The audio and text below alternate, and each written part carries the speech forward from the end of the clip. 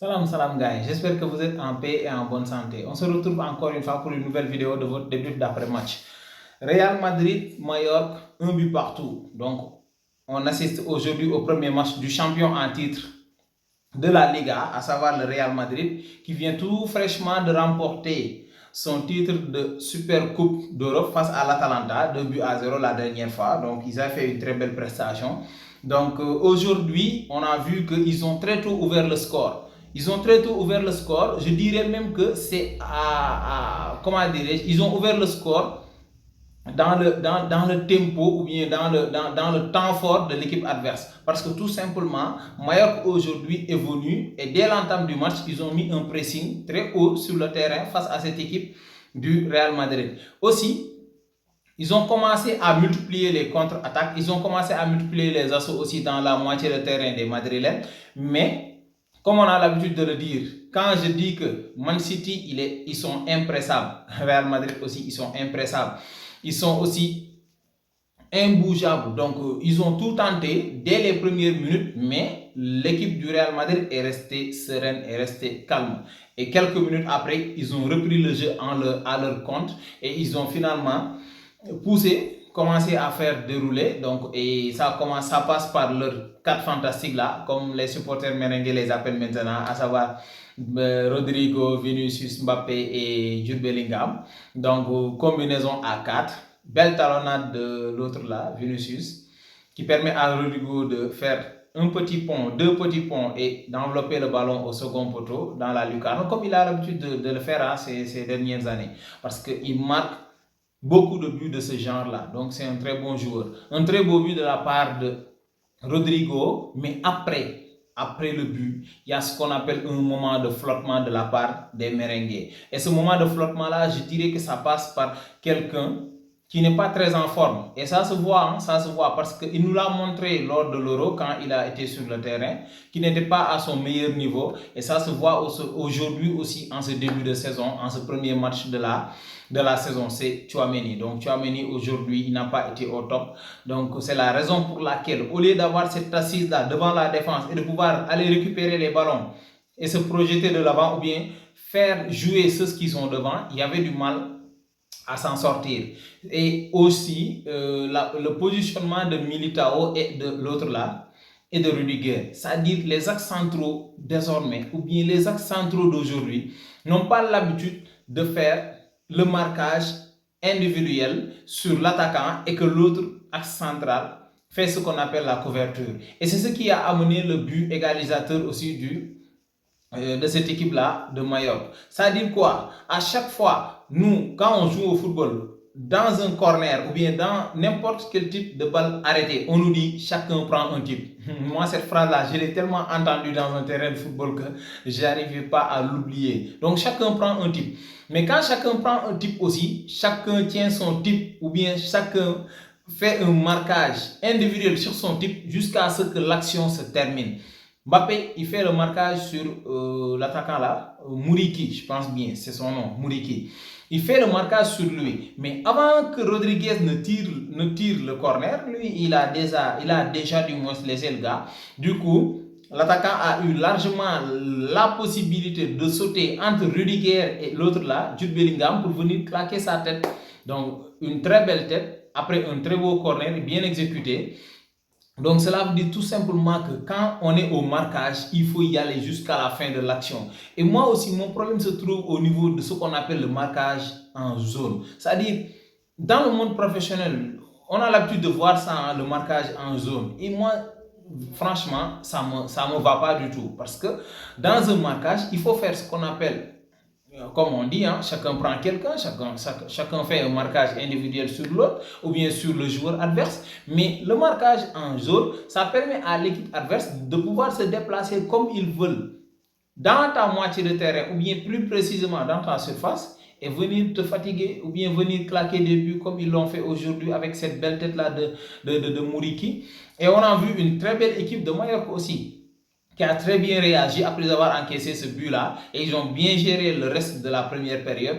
En seconde période aussi, ils ont revenu avec les mêmes intentions, c'est-à-dire aller égaliser et essayer de marquer encore un autre but. Mais bon, Il y a aussi une très belle réaction de la part des merengues, donc en passant par l'autre là, Jude Bellingham, et surtout Kylian Mbappé, hein, il a tout tenté aujourd'hui. Malheureusement, le pauvre, il va attendre pour son premier but de la Liga la prochaine journée peut-être. En tout cas, il est tombé aujourd'hui face à un très bon gardien de but qui a arrêté tout et n'importe quoi aujourd'hui. Donc, il y a aussi cette intensité-là qu'on a vue, que cette équipe de Mallorca là a mise tout au long du match, pratiquement tout au long du match. Quand on voit le sauvetage que le latéral gauche a fait sur Rodrigo et la façon dont il a célébré ça, ça veut dire que ce qu'il a fait, ça valait un but. Parce que tout simplement, s'il n'était pas là, Rodrigo allait claquer son doublé et voilà, le match serait peut-être plié. Mais il a bien réagi et il a très bien suivi l'action du moins. Carvajal aussi a été un tout petit peu en difficulté aujourd'hui sur le plan défensif, mais aussi sur le plan offensif. Rudiger et l'autre, la Militao, aujourd'hui ne se sont pas retrouvés peut-être à leur meilleur niveau aussi. Donc parfois il tentait, parfois il poussait. Donc Rudiger, c'est un bandit. Parfois il monte avec le ballon, il va tenter des frappes de loin là. Mais ces frappes là, c'est des frappes très bien exécutées. Donc juste que ça soit cadré et ça peut faire but.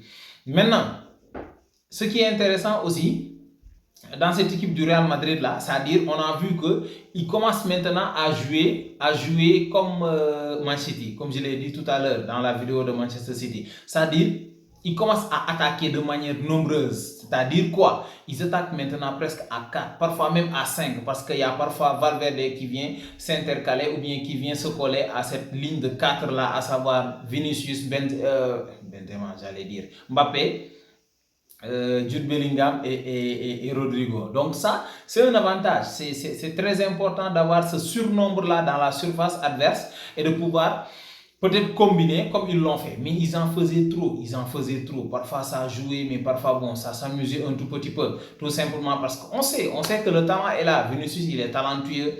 Bellingham, même chose, Mbappé, Rodrigo, j'en passe. Mais parfois, il faut beaucoup plus se concentrer et essayer de marquer, essayer de faire l'essentiel, comme on a dit, marquer des buts.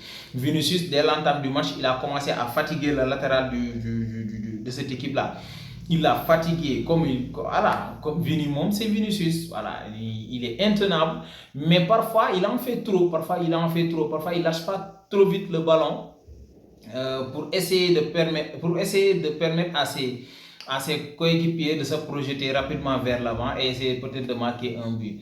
Donc malheureusement, pour cette équipe du Real Madrid là, ils vont se contenter de ce match nul là et c'est pas démérité de la part de cette équipe de Mallorca là. Ils ont été très présents aujourd'hui. C'est-à-dire physiquement, sur le plan intensité, franchement, ils ont tout donné du début jusqu'à la fin du match.